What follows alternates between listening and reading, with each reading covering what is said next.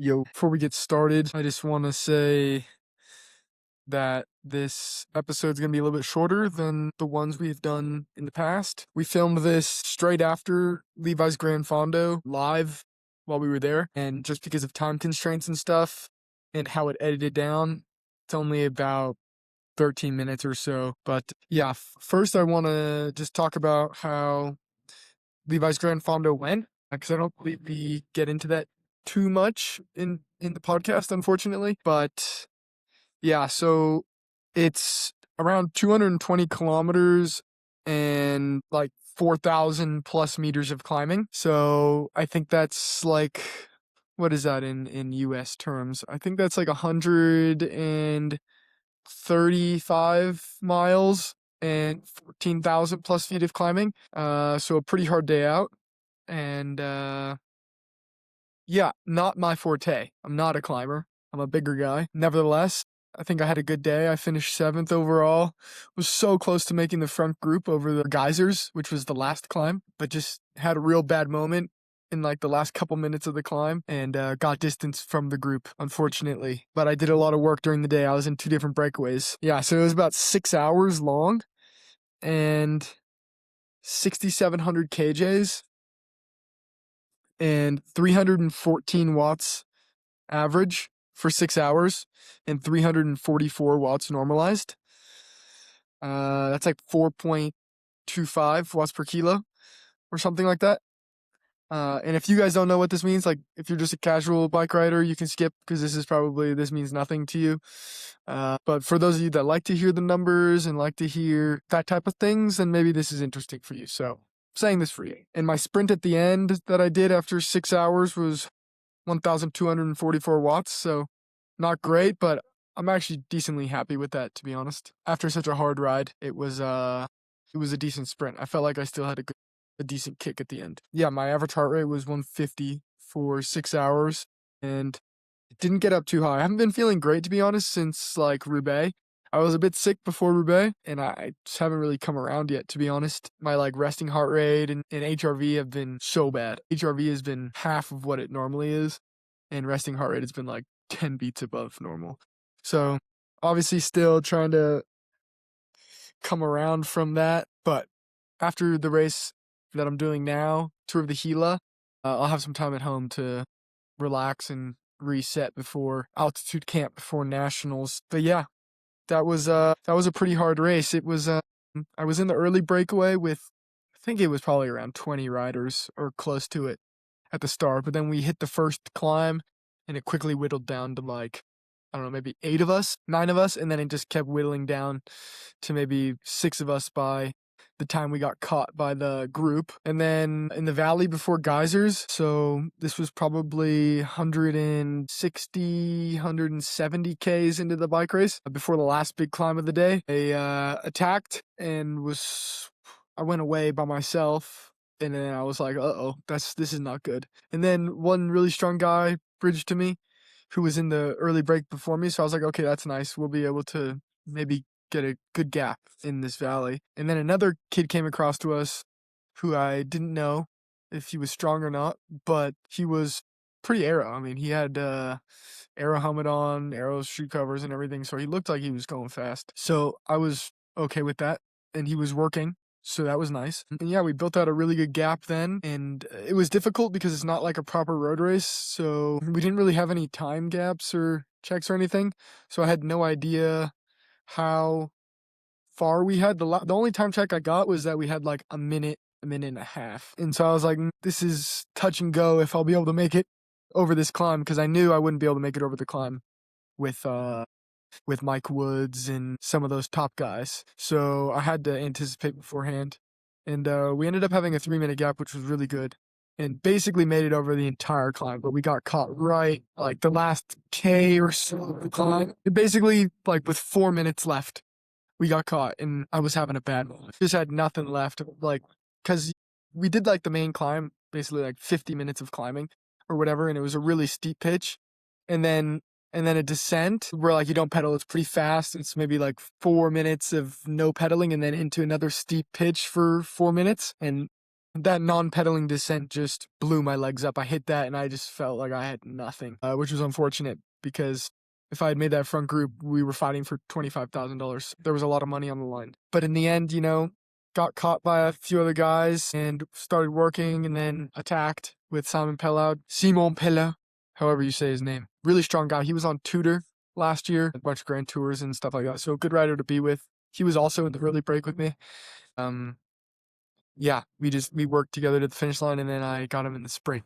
I was still able to come away with $4,000, so that was nice. And then my teammate finished 9th or 10th, I think 10th maybe. So yeah, it was a good days out. Yeah, I would recommend the race to anybody, whether you want to race the elite field if you're at that level, or if you want to just do the short ride or even do the growler, which is the long ride that we did, but just for fun and just try to finish it. I would recommend it to everybody because it was a super fun event. A lot of people, a lot of good energy. And of course, my buddy Levi puts it on. So yeah, it was pretty amazing. Can't say enough good things about it, to be honest.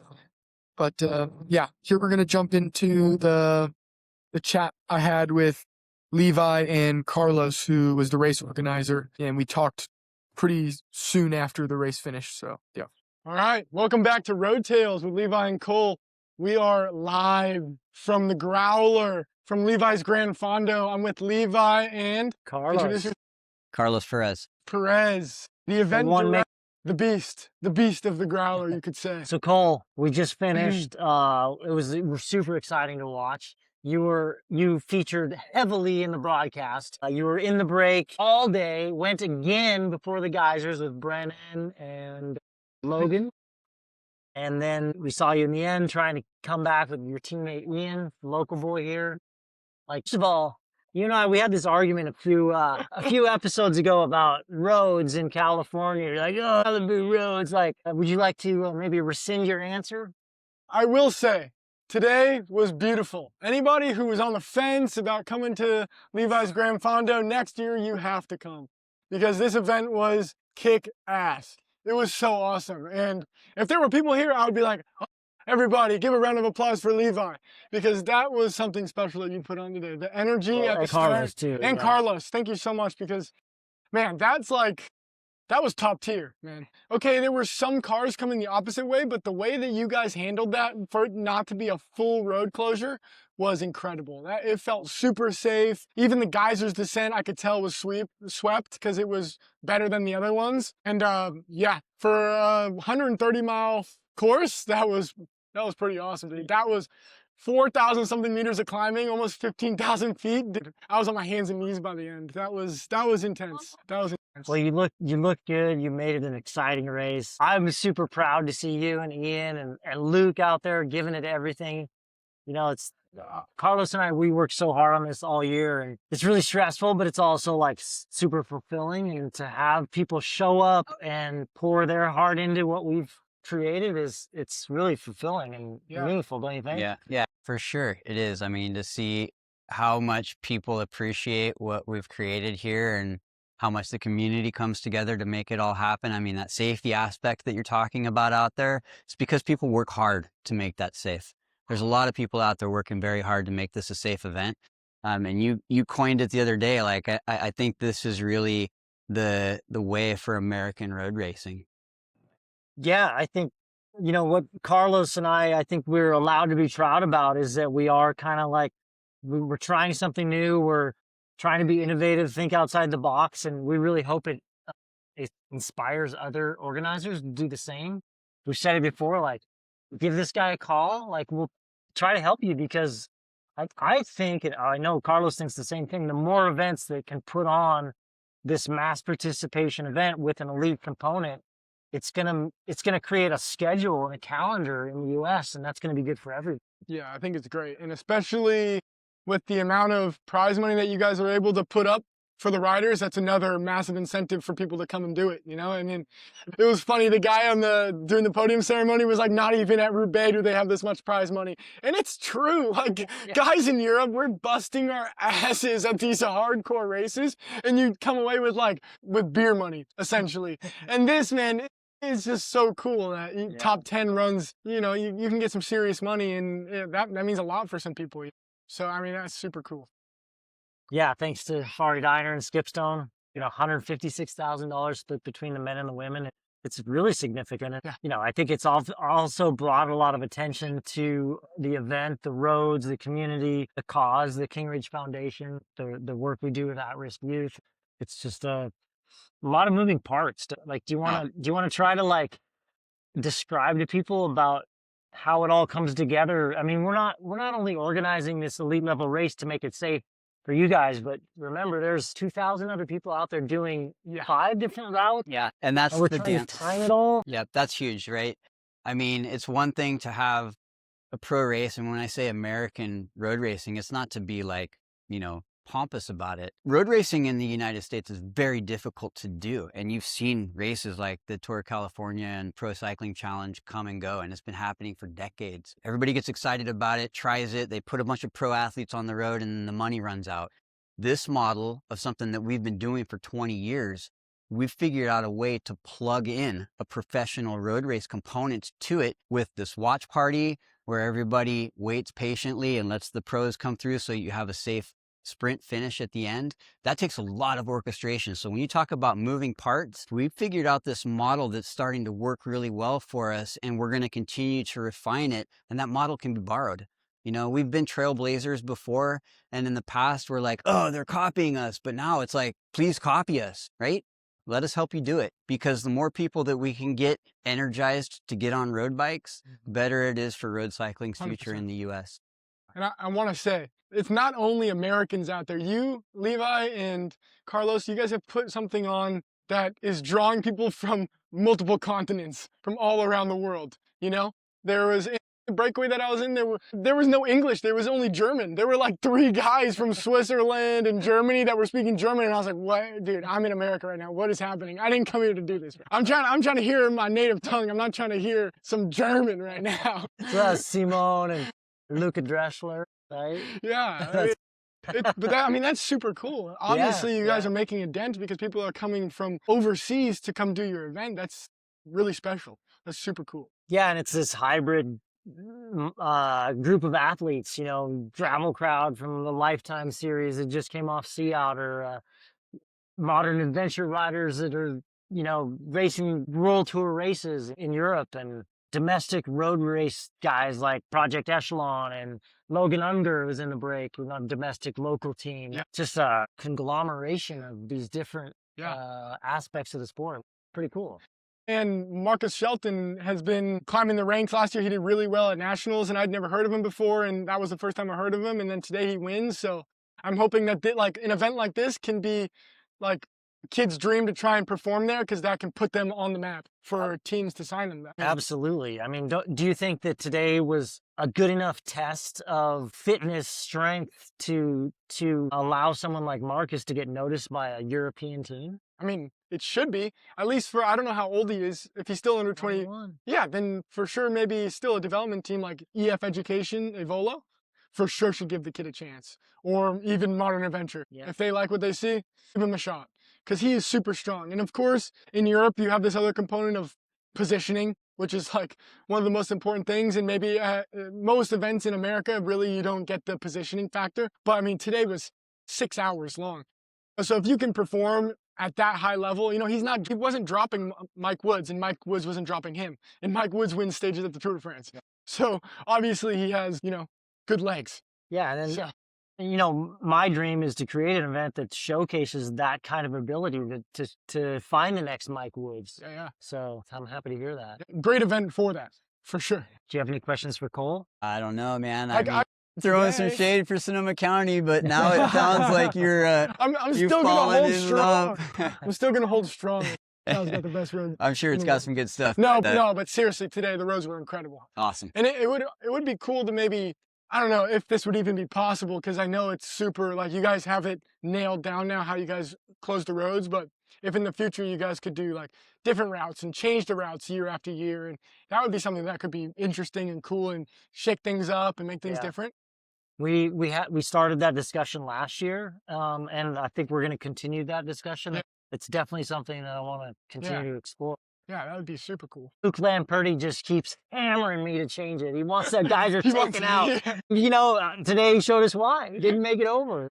Dude, that's a hard climb. It's Yeah. like this slow ramp up, and then it just is a wall. Yeah. And Deep into the race. Deep into the race. Yeah, my legs were hurting. My legs were hurting. But I do have to say, this YouTube live stream stuff is pretty, like, cool. I would say that bike racing kind of needs to maybe go into the YouTube live stream. Couldn't agree Because you more. get all the ad revenue, you get people being able to talk in the comments live, and my girlfriend and my dad were both in there like stirring things up. I just think that's so cool for fans to be able to interact live while watching the event. I mean, that is super cool. So yeah, the YouTube live thing is super cool. Yeah. Is it easier to orchestrate the YouTube live than maybe having HBO stream it or something like that? Wait, but first of all, I want to cut in and say, Carlos, our feed didn't get shut down. I know. So we want to tell everybody about that? I don't know. Should we?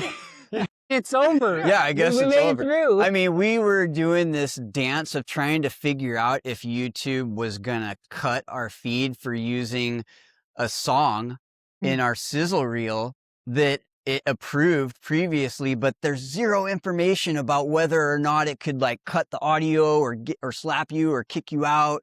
And so we were just like, this is gonna hype people up so much. There's like this huge drop 2 minutes into this thing, and it worked. And so, yeah, I mean, we're learning as we go, but we're also flying by the seat of our pants, right? Lots of different pieces of technology today that we had to leverage to make all of this work, but it was very inventive. I'm super proud of how it all came together. It's so awesome. Yeah. It's I really mean, awesome. I'm switching between like writing code in the middle of Yeah. the race so that we can get accurate time gaps from the motos to like going and moving barricades, which I probably have to go clean toilets in a minute here. And let me look at the camera and tell you guys how hard it is to get time gaps. I never realized, but it's incredibly difficult. So I appreciate all the fans that were watching today that stuck with us. I think we did a great job, but I can't tell you how hard it is to like get accurate time gap. Yeah, let me tell you, it was hard for me to get a time gap. When I was in the second breakaway, I had no idea how far. I was in the ear of the motos like, it's okay to give the riders time gaps. Do it. Yeah. Because I was so surprised we didn't get caught on geysers because I didn't think that we were going to get a big gap. I was just trying to maybe make it halfway up geysers and then hang on for dear life. But when we went over the top and we're still solo, I was like, oh yeah, this is awesome. And then I cracked. But you don't know if you don't try. Exactly. Well, Cole, thank you for coming. I know that you fit it into your busy schedule between Paris-Roubaix and nationals and everything you got going on. Yeah, I had the So, tour of the Gila tomorrow. Fly out of Santa Rosa. Nice. Yeah, so that'd be cool. Thank you for having me. This was a beautiful event. It was super I awesome. hope you can make it next year. I hope so too. I really hope so. Thanks, buddy. bro. Yeah. Thank you so much. And Yeah. Carlos, thank you so Yeah. much, Well, man. This thanks was for being here. awesome. This was great. Thank you. You're welcome. See you guys next time.